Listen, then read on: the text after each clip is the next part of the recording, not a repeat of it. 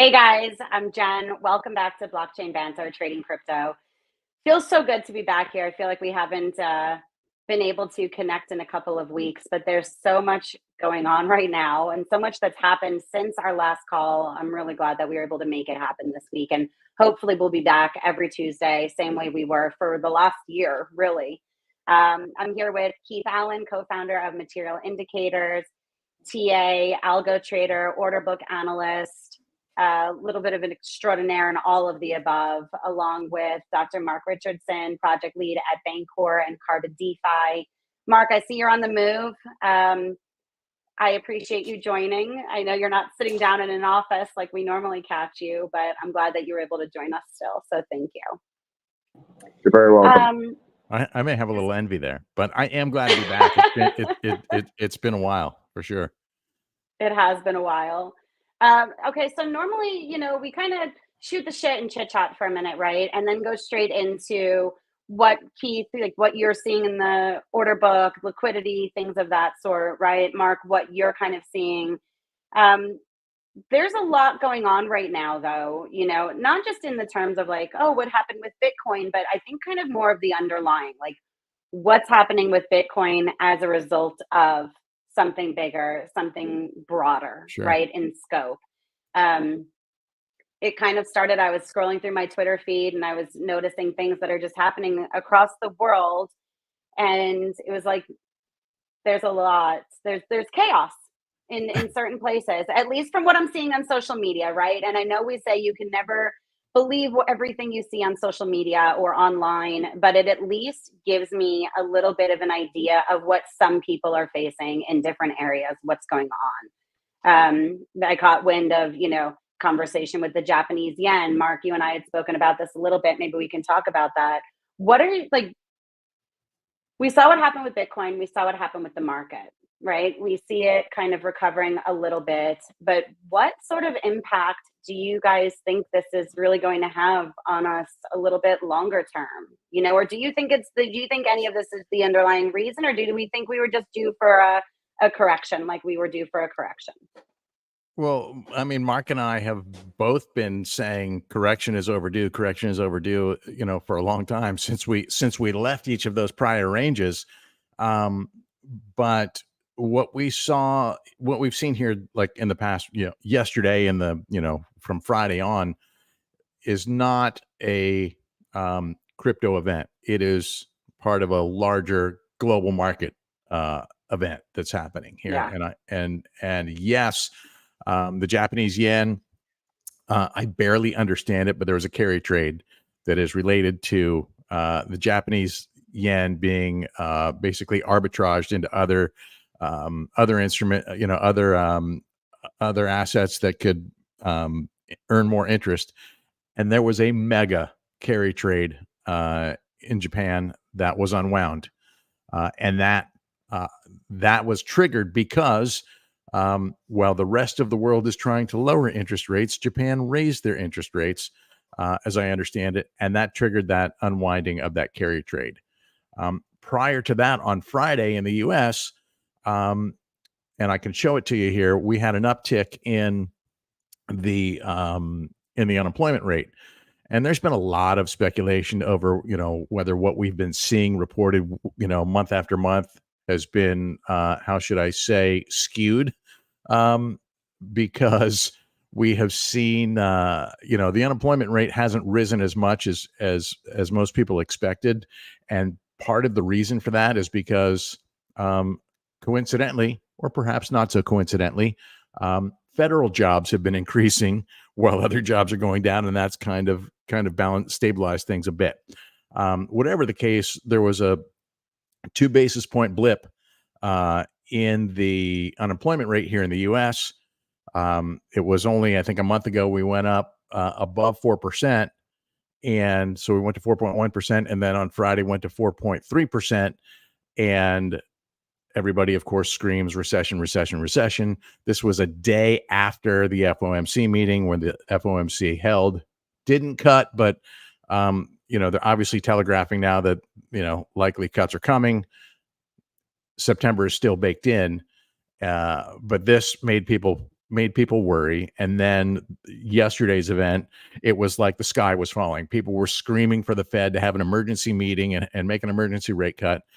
And in my opinion, that's probably the worst thing that could happen. And I'm not saying that rate cuts aren't overdue. I'm no economist. That's beyond my pay grade. But what I have gathered from my research here is that something like that. And Jen, I'll share I'll put in I've got a chart I can share with you on the unemployment rate and how Bring it up. How Fed fund rates adjust relative to unemployment rate and what the market does relative to that. And the blue lines, the vertical lines, are where the Fed has cut rates. The light blue line is the unemployment rate, which you can see has ticked up here, down here in the bottom right. This is the S&P, and the purple line is Bitcoin. Well, Bitcoin hasn't really been around for a long time through any of these cycles, so there's not really enough data to really go off of for Bitcoin. This was the COVID crash here, huge spike. Obviously, a lot changed here, but this is kind of an outlier. It's an anomaly to me. But if we look back through the decades, we can see that there's not really a consistent pattern of cutting versus price. Sometimes when they cut, price goes down. Sometimes when they cut, price goes up. And so after analyzing this for quite a bit, it really seems like there's a couple of key factors that dictate whether markets are going to rise or fall after rate cuts. One of them is what's the reason for the cut? We all know the reason for the cut. At this point, we're trying to get inflation, back to that 2% target rate that we hear about. Is the cut expected? Yes, the cut is expected in September. If it happened this week on an emergency meeting, that would not be so expected. And third, what's the outlook after the cut? And so, let's say that the Fed does have that emergency meeting at some point in time between now and the September meeting that's scheduled, and decide to make an emergency cut, and on an intra-meeting basis. That to me would signal extreme concern, an emergency cut, and I think that would really trigger panic and fear and a big sell-off, and we would see the market continue to decline from there. Powell has been slow and methodical through this entire thing, arguably too slow at times, certainly in the beginning. But at this point, if we wait another, the FOMC meeting is scheduled for, I think, September 18th. So that's about 6 weeks away. Is there going to, it takes time for these cuts to work their way through the system, just as rate hikes took time to work their way through the system. Is 6 weeks going to make that big of a difference? Now, if we see if we see unemployment numbers come out, later in the month, and we suddenly have a 5 handle, that's going to be scary. If we get another blip, is that really going to change that much at this point? And I don't know the answer to that. I'm not an economist, but I think that if Powell can stay on his schedule and start making those incremental cuts in September, and likely another one before the end of the year, then the market has a better chance of continuing on its path. Whereas if they start getting super aggressive, super fast, that's going to spook the market, and we're likely to see a deeper correction. I don't know if you guys have any thoughts on that, but that's my high altitude view. Thanks, Keith. Mark, what are your thoughts on that? Yeah, in general, I'm not certain that there is a strong causative relationship between rate cuts and financial markets. As Keith has just observed earlier on, sometimes the stock market continues to rally, sometimes it precipitates an immediate collapse. In general, rate cuts signal further collapse, but it's not a golden rule or anything. and there's more than one school of thought on it.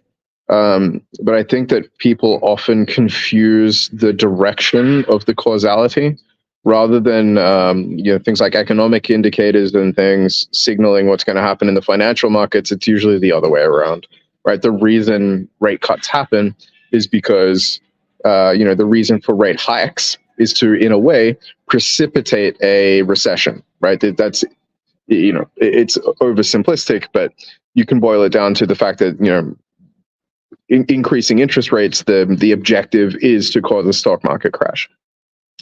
And so when the rate cuts happen, it's usually because the recession is in sight, or is this is I think a legitimate perspective. So if we do see an interest rate cut, I think it would be a mistake to think that is the answer to everyone's prayers. It should be something that people fear.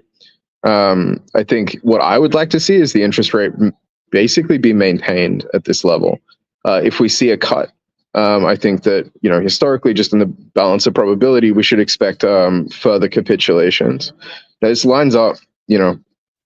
Obviously, I pay much more attention to the Bitcoin price chart than I do to stock markets, but it's pretty difficult to ignore the correlation between these two things. Well, and I would say that a rate cut is inevitable, right? They're not going to keep rates at this level. There's just no way. Yeah. And so I think it's not just that, okay, once they cut, we're going to go down. I think maybe the bigger factor is whether the forecast is hard landing or softish landing after these cuts begin. I think that's really where the focus is going to be. Yeah.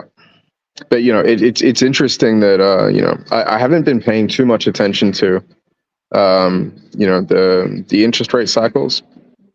That you'll remember, Jen, that I still do have a very strong conviction that, at least with respect to the Bitcoin price chart, that we should see something like a 50% drawdown from the most recent highs. And so I've got a price target of somewhere between 35 and 40,000. And I think 35,000 probably seems a bit optimistic. But one of the things that I've noticed just recently, and this is in contrast to some of the price charts that I presented in the previous weeks. So in the previous weeks, I showed the 1 week chart, and specifically the moving average convergence divergence indicator. And I said that we had a death cross, and usually on the weekly chart this signals at least a 50% retrace. But if you go even to longer timelines now, so if you have a look at the monthly chart on Bitcoin, it looks like the MACD is also starting to signal a reversal. On the monthly chart, it's recently the fast moving average has slowed down and started to reverse. And if that trend continues, then we'll also get a death cross on the monthly chart in the months to come. And the thing is that the longer those time frames are, I think the more reliable they are. So in general, I only look at the weekly charts, but I occasionally look at the monthly charts as well, just to find out how the trend is looking on much longer time horizons. And yeah, it's interesting that now on the monthly chart, Bitcoin is starting to look very bearish. And the fact that it happens to coincide with, a 35% drawdown in Intel, and, let's just say massive losses across the entire stock market. I think that I was looking at statistics saying it was something like $1.5 trillion worth of value has been wiped out. So the fact that these things all coincide is always really interesting, but I'm reluctant to draw, to connect the dots too explicitly and say that one is causing the other. When Keith and I were saying things like, the markets look overcooked, we're overextended, a drawdown is expected and overdue, I wasn't necessarily looking at interest rates. I wasn't thinking about this carry trade with the yen or anything like that. And so while I'm sure that that these things have a role to play in the price action that the market witnesses, I'm never really sure how much I should ascribe to its importance, because I feel like something was going to happen, whether it was the yen carry trade or something else. The I feel like when things are just this overextended, it's something's got to give, and it doesn't really matter what it is. And yeah, it's easy. I think humans have a very strong instinct to make connections and find patterns even when there are none. And so, yeah, while I'm not sure exactly what the causal connection between these things is, I also don't think it matters. I think we're headed for further downside no matter what.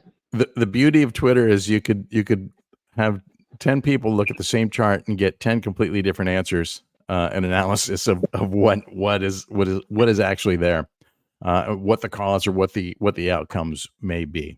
And so I think it's important to always do your own analysis, make your own assumptions prior to subjecting yourself to all the noise that's out there, because it'll spin you out. It's really difficult to know. And so, I look at I have some benchmark levels that I look at that I use to guide me, and I'm not always right. I'm first to admit I am not always right. I screw up a lot. And I mean, this last week was brutal. I had a bunch of family stuff going on, was not really focused on the charts as much as I normally am. And I missed opportunities to close out of some positions that I wish I had done so earlier. And so, the portfolio is going through some drawdown from that. But I did also pick up some opportunities yesterday. Whether those opportunities thrive or whether those top out remains to be seen, right? There's still a lot going on. The stock market got off to an early start this morning, off to a strong, positive start, and seems to be, pushing towards trying to close some gaps here that were created from Friday. And so this is a bit of a moral compass for me. Keith, give me 1 sec. Mark, if you're not talking, will you mute? Just so I don't hear your background over there. Okay, thanks. Go ahead, Keith. But let us know if anybody good is coming up for karaoke, Mark. So I'm watching this kind of with my eyes obviously on Bitcoin as well, which has a big gap to close. We have the CME gap. I am not personally a gap trader. However, there's no denying this, right? We fell through this over the weekend, created this big, massive gap, and price came through this, but gaps don't get closed on the weekend. Gaps only get closed when TradFi is open. So now Bitcoin has to rally back up to 60,845 to actually close this gap, and that is. That's certainly within the realm of possibilities right now, but it's not going to be easy. There's lots of friction happening in the charts right now at these levels. Let me get a refresh here, and we can see what liquidity is doing. It's moved up. Like there was a bit of a roof pull right here. We saw this big sell wall come in, about 23 million bucks. Then it stepped down. And then all of a sudden it lifted and turned into a ladder right here. And we saw purple whales started to buy through that. The reason we hadn't seen a lot of buying yesterday out of the larger classes is because liquidity was so thin and it was kind of tough. So we saw some of the smaller classes doing that buying. But you can see it's like a give and take. Every time we hit these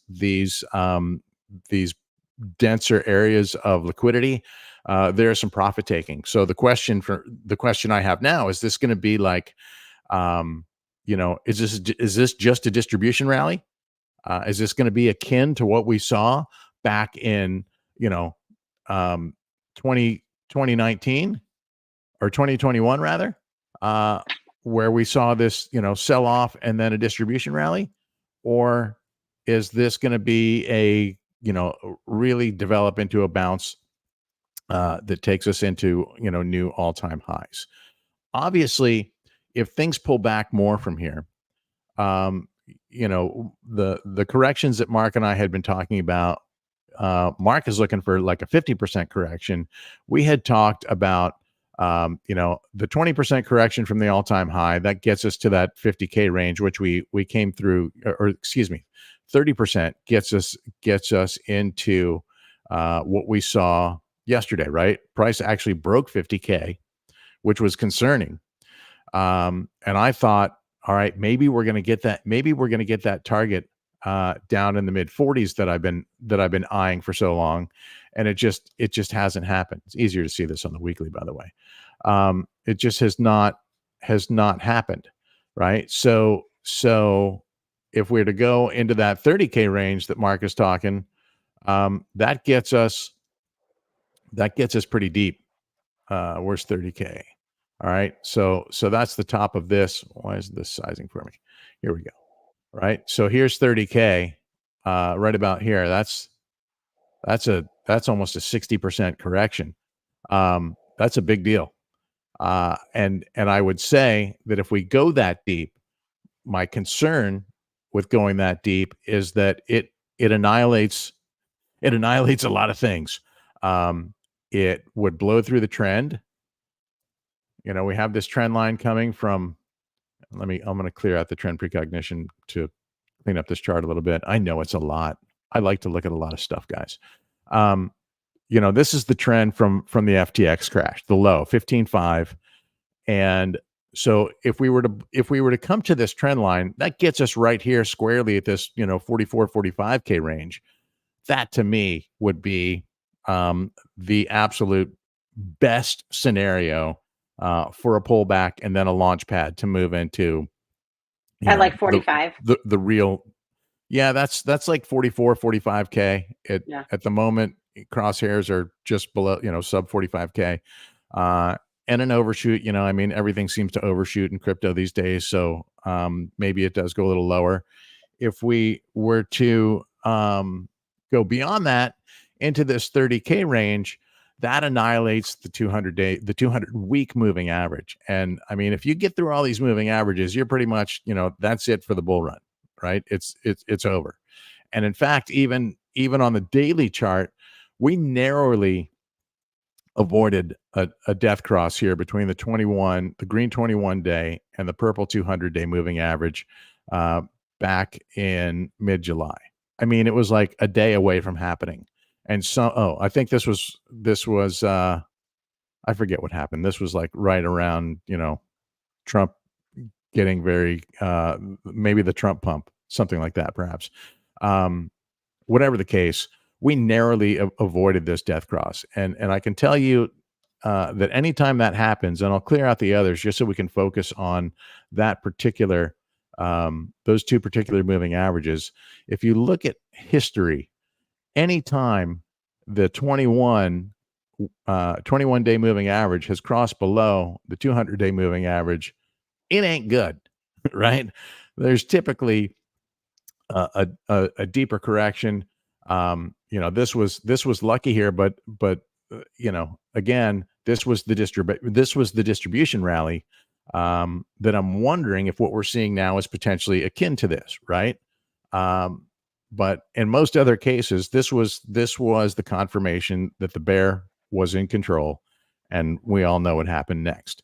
So, and likewise, breakouts above that, the golden cross that results afterwards is obviously very positive. Now, there's a chance that we could get something that's in a deeper consolidation, a quicker recovery, I should say. And in this case, this was the 25 to 30K range. And this is, in my mind, I thought all of these were still, bear market rallies, distribution rallies, whatever you wanted to call them. But this seemed to be where we really established some footing here. And on this cross, that was it. That was the sign that bulls were in control here. But what hasn't happened, and this is something that Mark and I have been touching on for a year, is that these levels never got retested. 25, 30K never got retested. Yeah. 40 to 45K never got retested. 50 to 52 just got retested yesterday. All right. So conceivably, I'd be real happy going down to this 44, 45K level, and a bounce from there would be amazing. But the market doesn't really care what I want. So that all remains to be seen at this point.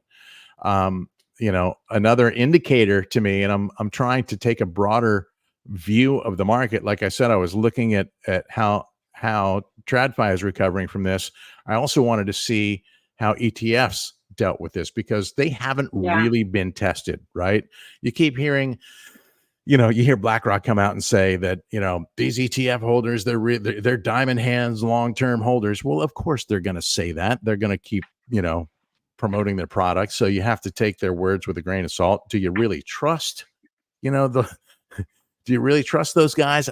You have to do your own analysis on what's going on. But I found it interesting that we didn't see, I actually read a bunch of posts yesterday from guys I trust in this ETF game who said there was like 2.5 billion in ETF flows early on in the morning by like 10:45 yesterday morning. And I don't see how that has materialized in terms of ETF flows. Now, interestingly, yes, there were some outflows, but not a massive amount. And BlackRock did not sell. Word is they bought incrementally, and maybe it just wasn't enough to show up here. But they've only had literally 1 day of outflows since inception back on January 11th on the BlackRock side. I think that 1 day we chalked up as a rebalancing that happened on May 1st, across the board. Aside from that, BlackRock has had some flat days, but they've not recorded or reported any days of outflows. So they fared better than I expected. We did see a little bit of money rotating into the ETH ETFs, and surprisingly, with the punishment that ETH took yesterday, they were net positive on ETH inflows. So that speaks to the health of, or maybe not to the health of the market, but it speaks to the sentiment of the market, in my opinion, that hey, these guys aren't rattled yet. So is what we saw yesterday just part of the ebb and flow? We know the market's been overcooked. We know that equities are overvalued. So maybe this is just a normal correction that needed to happen. Is it done? That's the question that everybody has. Is it done? Well, fear and greed is pretty fearful right now. And as the old adage says, be greedy when people are fearful. I will tell you that yesterday I opened and closed a handful of positions because I was a little more fearful than I probably should have been. I closed them in profit, but I could have kept those positions open and done better than I did with them. I ended up buying and selling, buying back in and selling, buying back in and selling, and I wasn't improving my cost basis on those secondary purchases. But they're better than what I had for entries a week ago. So, I'm net in a better position. But in terms of that adage that comes from Warren Buffett, the Oracle of Omaha, and what did he do last week? He sold half of his Apple position, their largest holding. They sold half of that position. And did he do it because he knows something that we don't? Or did he do it because, hey, he thought he was maxed out on profit, or saw a good profit-taking opportunity and wanted to free up some cash to buy when there was a deeper correction? We have to wait to see how that plays out. But those are all things that are swirling in my head as I try and make my decisions moving forward. But, at the end of the day, the liquidity tells the story, as does the order flow, right? So if we zoom out to fire charts, and always good to gain some fresh perspective by zooming out, we can see that we do still have a nice, a decent ladder of bid liquidity here up to 60K. that CME gap is up here, almost to 61K. So, we got to get through this. We've got to get through this liquidity before we can get to that gap fill. And if we do, then we're back, at resistance at the 65K level, which is, where we were before things got really ugly. And so is it conceivable that we get right back into the game? Sure it is. But it's also conceivable that we go down and visit this 45K level because, the liquidity that was here, a lot of it has moved up and some of it has turned into market orders, but it's starting to thin. I have more confidence when I see it heavier, right? I'm confident that we're not breaking 70K this week because, or at least at the moment, because of the density of ask liquidity up here. I want to see some of that coming in down here, and we just haven't yet, right? This was a decent ladder here, yesterday, but it's starting to thin out. A lot of it was pulled. So was it pulled because they don't think we're going to revisit this price level again, or was it pulled because they think we are going to visit this price level again and they want to come back in when price pulls back further? You just have to watch these things develop, and I would say that the issue is that we're not seeing that sentiment. We're not seeing bids stack in here, but we are seeing asks stack. And as XBT4D says, yes, asks are getting stronger in this range. And by the way, XBT, Mark is hanging out in Ireland. So if you see him walking around, you guys have a chat and a Guinness together. So in terms of what this ask liquidity is doing, yeah, it's important to watch and see. And I've seen these, you can see these little blocks that get strong. And then, you're like, oh shit, is that going to be it? Are we going to top out here? And then they've been turning into ladders here, which diffuses some of the liquidity.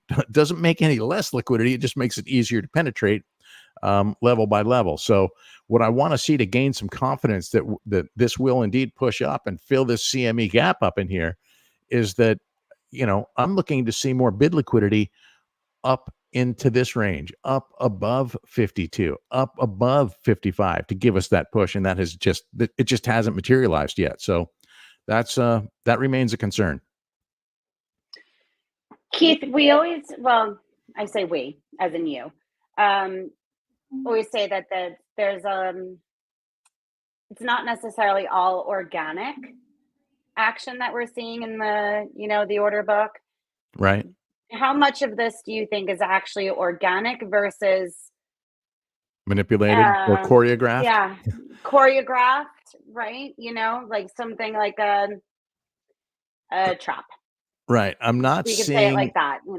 I'm not seeing a ton. A lot of times it will be very obvious, and I don't see anything glaringly obvious right now. I mean, what happened yesterday was the result of some very big macro things happening globally. Currently happening, still happening, which and is where still happening. And I mean, let's be honest. Really just starting. By the end of the week, we could be at war with Iran. Right. Yeah. And so this also weighs heavy on the market. All of these things coming together, which is why, again, you don't know how any of this is going to play out, which is why I think it's important to identify your levels, levels that you're comfortable buying at and or selling at, for that matter, and scale your way in, scale your way out. Yeah. But I don't see, to answer your question, I'm not seeing a lot that is like blatant liquidity hurting or anything like that. I'm not seeing that at the moment. Yeah. Mark. Which is nice for a change. I know I asked you to mute earlier, but I didn't mean don't participate. So, I mean, feel free here. We're talking about scaling in and out of positions. You were talking about, your not necessarily price targets, but maybe price targets, something that you're expecting us to see, Is this kind of how you're playing this at the moment? Do you want to add to what Keith is showing us and talking about at all? No, I mean I am a very big believer in paying attention to where the liquidity is placed. Like I think it's hands down the most important. It's the least biased and the most factual way to sort of read a market condition. It's why I'm such a big fan of Keith's, and I think the material indicators and the fire charts is like a phenomenal product for people that are trying to, let's say, read the weather in what's happening in these different charts. But it still changes, like just because liquidity is there now doesn't mean it'll be there forever. So I think it does a very good job of telling you what's happening on short time horizons, because you don't expect to see very dramatic changes in the liquidity distribution on, like, let's say a 24-hour time interval. Like surely it can change a little, but it's to see something really dramatic happen, I think is very unexpected. Yeah, and I like to say the liquidity equals sentiment, and exactly.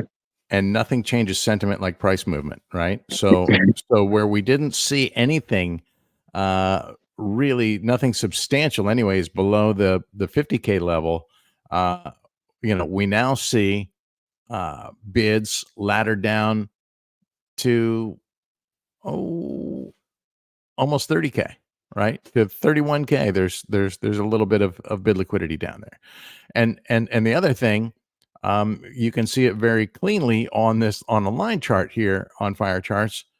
That is a series of lower highs and a series of lower lows. This is not something that we really wanted to see. Watching this cup and handle pattern that I had hoped would play out, and now, if this was it right here, this was the last low, and then we saw increasing volume, things going up from there. That looked like a good classic cup and handle play out, a huge macro, mega macro one.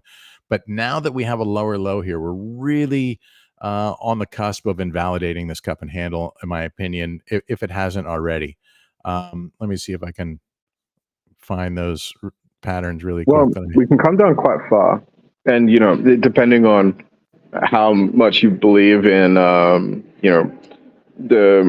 the way that these patterns play out when we can draw different support and resistance lines, a broadening descending wedge is still a reversal pattern, and that looks to me, at least to my eye, what Bitcoin is painting for us, which still suggests that there's some upside left. But there's a couple of, like I said, there's a couple of different things that are going to play against us, at least in the short to medium time horizons. One is that, like I said, there's already there is a very bearish reversal pattern on the Bitcoin chart on the weekly time frame, which looks to be turning into a bearish reversal pattern on the monthly time frame. But then also there are other confluence of indicators. So, for example, peak to peak, to the corresponding to the last bull cycle, is about the same today as it was between the previous bear cycle and the previous bull cycle and the bull cycle before that.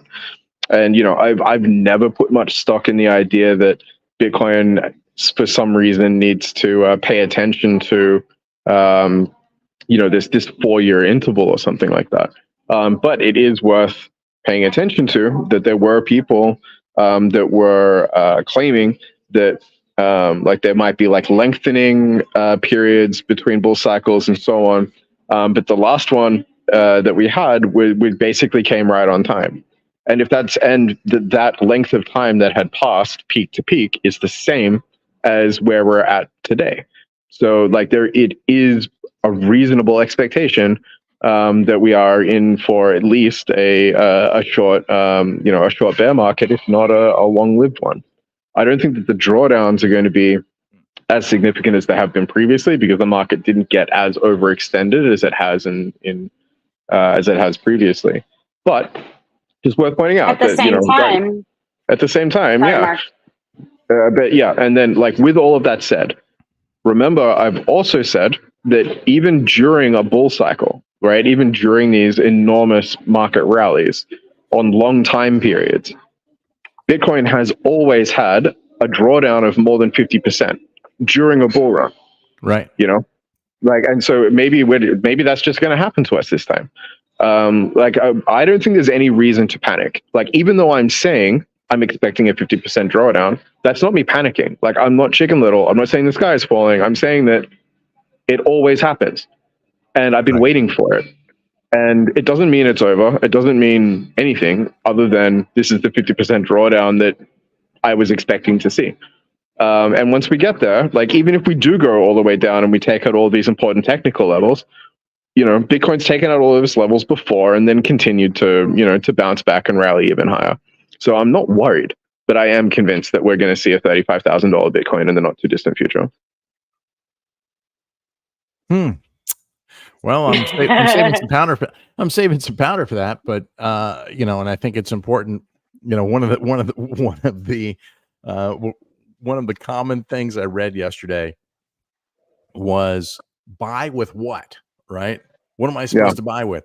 It is important to, in my opinion, maintain some reserves for opportunities like that as they present themselves. Because listen, they don't come every day. They certainly don't come every week or even every month. But the next big dip or correction or black swan is always circling the pond. And you don't want to be caught without it. If that means that you have to scale out of something, if you don't have the reserves, if you're fully invested, if that means that you have to scale out of something to reinvest it, elsewhere, then so be it. And this is a time also, we're talking strictly Bitcoin here, but this is also a time to be looking for setups on alts, because alts have a tendency to move better and have more potential upside to them. You've got to look for the setups, right? And I've been looking across a couple of coins, this morning. I don't really mess with alts a whole lot, but I'm certainly looking for some setups that look like they could be profitable. And I got into a little bit here this morning, just to see, because it looked pretty good, close enough to the pin, anyways. Right? I have a tendency to wait for things to get right to my mark, and sometimes they just don't get there. So, be mindful of that. By the way, just as we're speaking here, we're seeing Ask Liquidity replenish here at this level, but we're also seeing more buying happen, right? And like I said previously, they can't buy they can't buy in high volume when there's not liquidity there. So when we see these sell walls and we see unified buying, that's a good thing. It's a good thing to see, so just maybe we can get to that gap fill this week. Don't know that it will happen today. It might, but we'll see. I'm positioned. So curious to see. I'm so curious to see. And I was telling Mark about this before, we had gotten on the call, with the things that are going on globally, right? Across the world. We go by the history of Bitcoin, right? But Bitcoin has, the most serious, I would say, like the black swan was COVID, right? Right. What did we drop during COVID? This was right before I got into crypto. I don't remember. What was that drawdown? Do you guys recall offhand? Oh, I recall. 70%. 70%. It was like something like 10K down to 3K. That was what was it? That was 2020, right? Yeah, 2020. Here it is. Here it is. March. Clearly labeled for you right here. That was, at the time we were trading at 10K and took it down to 3,800. But the high from that point was almost 14K. The 2019 top was at 13.9, and so that was a 72% drawdown from the prior bull market. What's crazy? Yeah, sorry. But this was a rapid end, right? This was a rapid end to that cycle, right? And nobody knew nobody knew that this was going to be it. We thought we were going to go lower and lower. And, in hindsight, if you've been in this game long enough and you've been through enough of these big major dumps, you learn that those are often opportunities. I think that's why and 55 Move can correct me here, but they're saying maybe. Fingers crossed they're looking for that opportunity also. I'm curious to see how it all plays out. See how the market really reacts to everything that's going on, not just happening with the interest rates and things like that, and emergency, whether we have it or not. But just on a larger scale, how this will all play out, especially because I don't think anything on this level that could potentially last as long, and hopefully not, as it has played out with Bitcoin yet. Well, and the one thing I will say to Mark's target, if we do indeed head down to that 30K range, and I'll do it on this chart here. If we do make it all the way down to that level, that is going to do a number of things. It is going to absolutely annihilate the post-halving narrative. It's going to annihilate the 4-year cycle narrative, and it is going to annihilate the RSI. As you can see on the weekly, here's my magic 42 level. We dodged this bullet when we dodged that death cross between the 21-day and the 200-day a few weeks ago, or last month rather, and now we see that coming into focus again. We were on a near vertical drop yesterday, and now we've at least pulled out of the nosedive, but we haven't seen yet a reversion to the upside. So this is something I'm also watching very, very closely here. Keith, thank you so much. Mark, thank you. Anything you guys want to add to this? Just be careful. Don't make any decisions out of any of the advice that you've heard on this call, because we don't give advice. Keith and I are trying to read tea leaves the same way everyone else is. No one knows what's going to happen. But yeah, be careful. I think that this is the type of market condition that can deal real damage. It doesn't matter if you have a long position or a short position. This is the kind of market where people end up making very big mistakes. So, manage your exposure by, having smaller positions. I think, manage it carefully. Yeah. But look for opportunities, because they're there. And like the positions that I opened yesterday, I closed some of them remain open. And I closed some of them because I felt like I don't want to be greedy. I'm going to take the money and run. And, and I've left others open. But in terms of managing my exposure, I balance that risk by minimizing, mitigating some of the exposure there on that. In hindsight, if this thing rips back up to 70, am I going to go, fuck, I should have left them open? No, because I made the decisions I made as part of my risk management strategy. Yes, I could potentially make more money if I left them open, but I can also potentially lose more. So that's kind of how I play the game. I think our viewer Will Jones is being funny. I think he thinks he's being funny too. Yeah, so he's putting on 100x leverage. Good luck with that. No financial advice. I would say maybe rethink it, but I'm sure you are joking with us. I saw his beach picture. He's already living on a private island that he's undoubtedly, built his. He's living in Grand Cayman, is where he's living. Right. You guys are awesome. Thank you so much for joining me up here.